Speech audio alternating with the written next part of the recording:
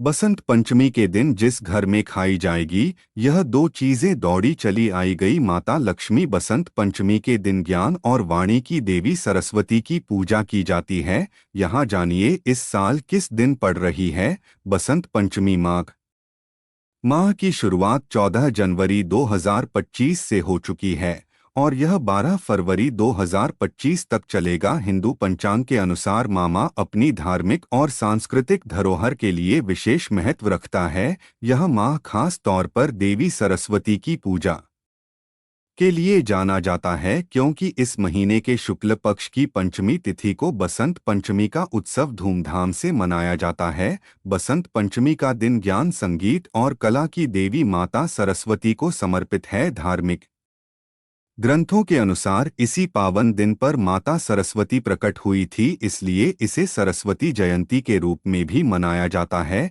इस दिन को ज्ञान और विद्या की प्राप्ति के लिए शुभ माना जाता है, इसलिए विद्यार्थी और कला प्रेमी देवी सरस्वती सरस्वती माँ की आराधना करते हैं। इस साल 2025 में बसंत पंचमी का पर्व 2 फरवरी को मनाया जाएगा। माघ शुक्ल पंचमी तिथि की शुरुआत 2 फरवरी को सुबह 9:01 से हो रही है और इसका समापन 3 फरवरी को डोट सुबह 6:05 पर होगा। उद्या तिथि के अनुसार 2 फरवरी को बसंत पंचमी मनाई जाएगी। एक गुड़ और चने का भोग। हनुमान जी को गुड़ और चने का भोग विशेष रूप से प्रिय माना जाता है। गुड़ और चने का संयोजन न केवल स्वादिष्ट है बल्कि इसे प्रसाद के रूप में पवित्र और सरल माना जाता है। मंगलवार के दिन श्रद्धालु गुण भुने हुए चने लेकर हनुमान जी के समक्ष अर्पित करते हैं। यह प्रसाद उनकी सादगी और शक्ति का प्रतीक है। गुण मिठास और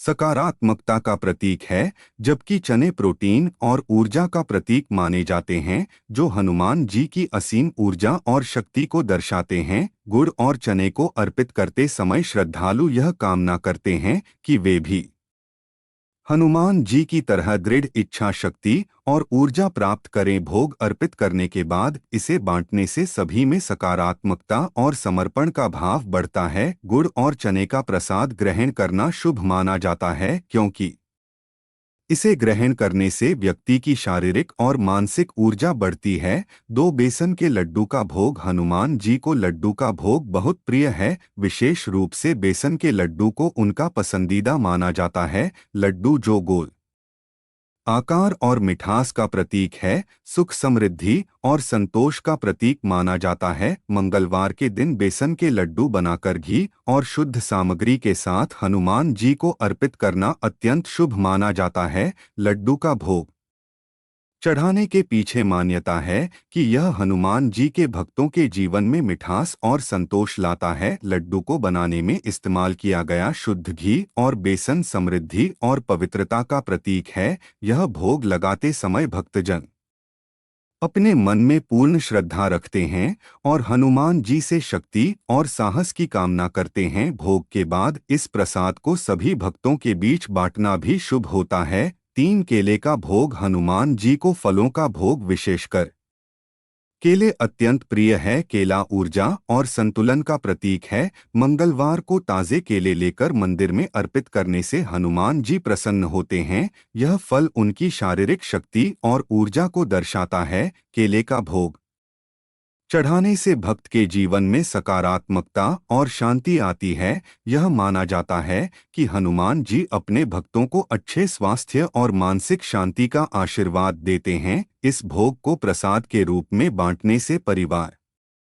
में खुशियां और समृद्धि आती है। 4 नारियल। नारियल हनुमान जी को अर्पित करने का एक विशेष भोग है। इसे शुभता और पूर्णता का प्रतीक माना जाता है। मंगलवार के दिन साबुत नारियल लेकर हनुमान जी को चढ़ाना और फिर उसे प्रसाद के रूप में ग्रहण करना अत्यंत फलदायी माना जाता है। नारियल को फोड़ने की प्रक्रिया कठिनाइयों और नकारात्मकता को तोड़ने का प्रतीक है। यह भक्तों की दृढ़ इच्छा शक्ति और समर्पण को दर्शाता है। नारियल का पानी शुद्धता और इसके अंदर का भाग सलता और पवित्रता का प्रतीक है। इसे हनुमान जी को अर्पित करने से जीवन में आने वाली सभी बाधाओं का नाश होता है और समृद्धि आती है। 5 खीर का भोग। हनुमान जी को खीर का भोग भी अर्पित किया जाता है। खीर दूध, चावल और चीनी से बनी होती है और इसे शुद्धता और समृद्धि का प्रतीक माना जाता है। खीर का भोग बनाकर मंगलवार को अर्पित करने से हनुमान जी प्रसन्न होते हैं।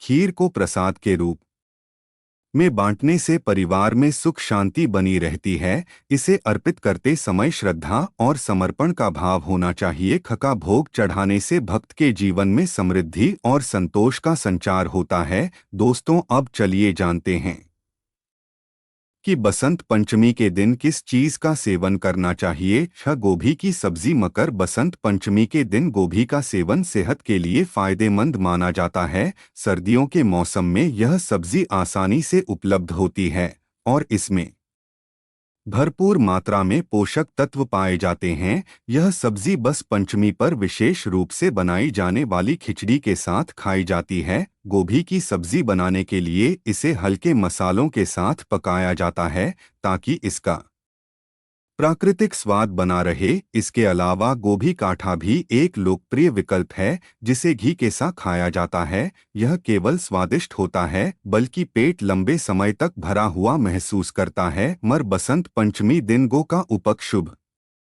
माना जाता है क्योंकि यह रके मौस और पारंपरिक खाद्य पदार्थों हिस्सा है। इससे मान्य यह है कि सर्दियों में शरीर को गर्म रखने और बीमारियों से बचाने के लिए गोभी जैसी सब्जियां जरूरी होती हैं। साथ गाजर की सब्जी। गाजर सर्दियों की सबसे खास सब्जियों में से एक है और बसंत पंचमी के दिन इसका उपयोग कई प्रकार के व्यंजनों में किया जाता है। गाजर में विटामिन बीटा कैरोटीन और फाइबर भरपूर मात्रा में होता है जो आँख की रोशनी के लिए बहुत फायदेमंद है। गाजर का उपयोग खिचड़ी में मिलाने या हलवा बनाने के लिए किया जा सकता है। बसंत पंचमी के दिन लोग गाजर के पराठे भी बनाते हैं जो स्वादिष्ट और पौष्टिक होते हैं। सर्दियों में गाजर खाने से शरीर को गर्मी मिलती है और यह मौसम के अनुसार शरीर की आवश्यकताओं को पूरा करती है। त्योहार के दौरान का सेवन शुभ माना जाता है क्योंकि यह ऊर्जा प्रदान करती है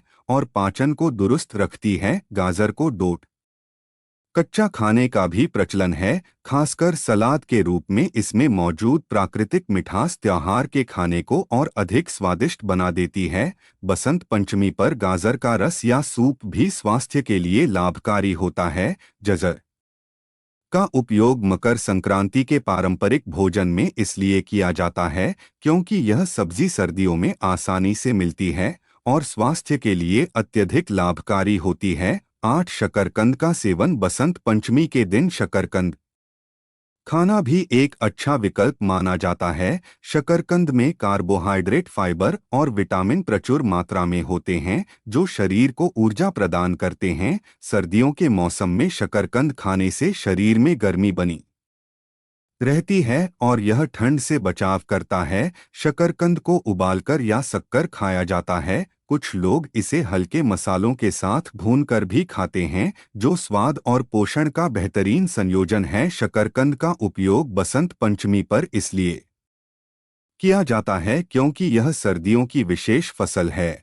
और इसे पारंपरिक रूप से शुभ माना जाता है। त्योहार के समय इसे गुड़ या तिल के साथ खाने की परंपरा भी है। यह न केवल स्वादिष्ट होता है बल्कि शरीर को जरूरी पोषक तत्व भी प्रदान करता है। शकरकंद का हलवा भी एक लोकप्रिय मिठाई है जिसे बसंत पंचमी पर बनाया जाता है। इसका सेवन त्योहार को और अधिक आनंदमय बनाता है। 9 पालक की सब्जी। बसंत पंचमी के दिन पालक खाना बहुत फायदेमंद और शुभ माना जाता है। सर्दियों में पालक आसानी से उपलब्ध होती है और इसमें आयरन, कैल्शियम, फाइबर और एंटीऑक्सीडेंट भरपूर मात्रा में होते हैं। पालक से बनी सब्जी या पालक पनीर त्योहार के दौरान स्वाद और पोषण का बेहतरीन विकल्प होती है। यह शरीर को गर्मी प्रदान करती है। वीडियो अच्छे लगे तो चैनल को सब्सक्राइब और लाइक करें और कमेंट में जय मां लक्ष्मी जरूर लिखकर भेजें। धन्यवाद।